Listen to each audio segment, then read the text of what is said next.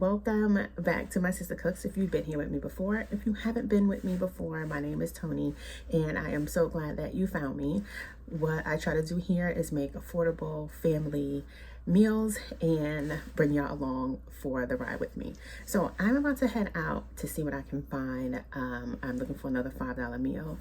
This week I want to add a little bit more vegetables, less meat to my diet for various different reasons. And I am heading to excuse me, I am heading to Stop and Shop.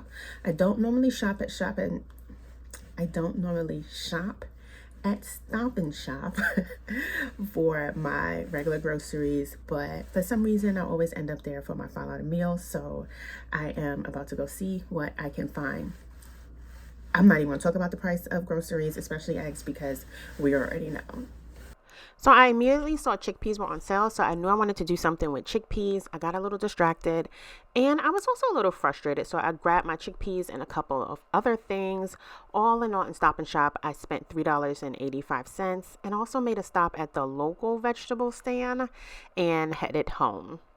So here's what I got. I got some kale, and I only took what I needed or what I wanted. You don't have to get the whole bunch no matter what they say, especially if it's sold by the pound. I got a tomato, a lime. This is a shallot, the chickpeas, of course. I got the fig and lime yogurt, which I think will go very well with the chickpeas.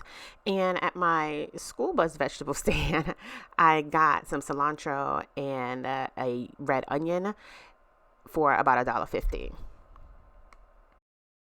They have vegetables on the side of a repurposed school bus where you are from, but in New York City, it is very common to see these little local vegetable fruit stands all around, and the veggies, the produce is very affordable, but you do need to use them like almost right away, like that day or the next day. And it just is what it is, especially when you live in a neighborhood like mine, which is a food desert. You got to take your produce however you can get it, so you can get it in. So I decided to make a quick bread because I did not have enough for a quick bread. And in this video, I'm going to be using and showing a lot of different things that were gifted to me, like this measuring spoon. I got a set of these for my birthday from a friend.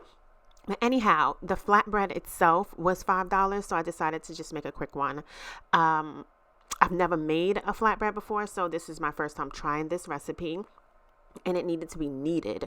Normally, the breads I make is a no-knead loaf of bread, but I was able to get it in, get some muscles going with this flatbread, and it also needed to rise for about 45 minutes, so that is it, all oiled and greased up and ready to rise. And normally with falafel, you want to let your chickpeas, you want to get the dry ones and let them soak overnight in water. But of course, I have a can and I'm just going to move forward. I let them dry out a little bit. And I'm also using my Ninja food processor, which was also a gift. And these knives were also a gift, so I'm also using those. So I have my parsley. Actually, I have dried parsley because that's all I had, and a few herbs and spices, coriander, cumin. I have my shallot in there. I don't know if you can see it, but I really love the flavors of shallots. I added some ginger. Oh, there's my dried parsley. My cilantro in there. So falafel is just really just a blend of these rich herbs and spices, and I also used my lime. And as I was pulsing this in the food processor, I quickly noticed that I did not have enough to make falafel because you have to take the mixture and form it into balls or patties. And I should have bought 2 cans, but this is a $5 budget. So I knew I had to switch up a little bit, but the flatbreads are still going to get made. I'm following a recipe because this is my first time making this, and I can link it below. Hopefully I don't forget. The pans that I'm using are also gifted. These are my latest gift from one of my good friends. People just really pour into my Sistah Cooks, and I'm so blessed. I wasn't even expecting this pan right here, but I definitely need it for my flatbreads. So I'm deciding that I'm going to just try to make a flatbread type of chickpea pizza. And so what I wanted to do is brown this up. Oh, my mixing bowl is also a gift. It was also a gift. So I want to brown up this chickpea mixture, which is really delicious, in my new pan.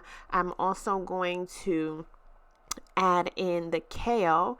My spoon is gifted. It does say my Sistah Cooks, in case you cannot read upside down. That was also a gift. I thought about mixing these together and browning and sauteing at the same time, but I just didn't do that. I don't know why, but I could have. So now I just need to incorporate them and keep moving forward. I have not already figured that out already. I am totally winging this. I'm totally winging it, but we'll see how it turns out. These oven mitts that I took my flatbread out of the oven with are also a gift. This is a gift from my children and my husband. It's a whole set, and I really love them as well. So I made kind of a paste with some of the chickpeas. There's some herbs and spices in there, and I'm going to put it down to try to make my mixture, my chickpea mixture, stick. So I have the ground up chickpeas, the kale together, and I'm trying to just build this chickpea flatbread. I sliced up my tomatoes and my red onion, and I'm just going to put it on top of there. Some cheese would have been really good on here, I think, but I'm trying to keep it as plant-based as possible. I don't like to really say vegan because I don't know. I'm just going to say plant-based. And I stuck them in the oven for a little bit, and here they are. The outside of this flatbread is really toasty, and so I was a little bit nervous, but the inside is really, really well. And that is my son's hand grabbing one of them. Yes. My son is my official taste tester, and what do you think? Good. It's good? Mm-hmm. Do you want to try it with the yogurt sauce? Mm-hmm. I don't like yogurt. Okay. Okay, so this is really good. I thought the crunchiness of the flatbread would be a problem for me, but it's actually like soft in the middle. I like it both with the yogurt sauce and without the yogurt sauce. I'm sorry, I got that all over myself. But I like it with the yogurt sauce and without the yogurt sauce. Next time I will bake the toppings with the flatbread. I think that would be best. But still, this is a really, really good, dish. And I have a lot. I have 2 of these. All right, so that's gonna do it for me. All in all, I think this was a pretty solid plant-based, vegan plant-based. I'm gonna go with plant-based dish. That when I do it the next time, it's gonna be even better. And it was like $5, and my son is still over here crunching away. I don't know if you can hear him, but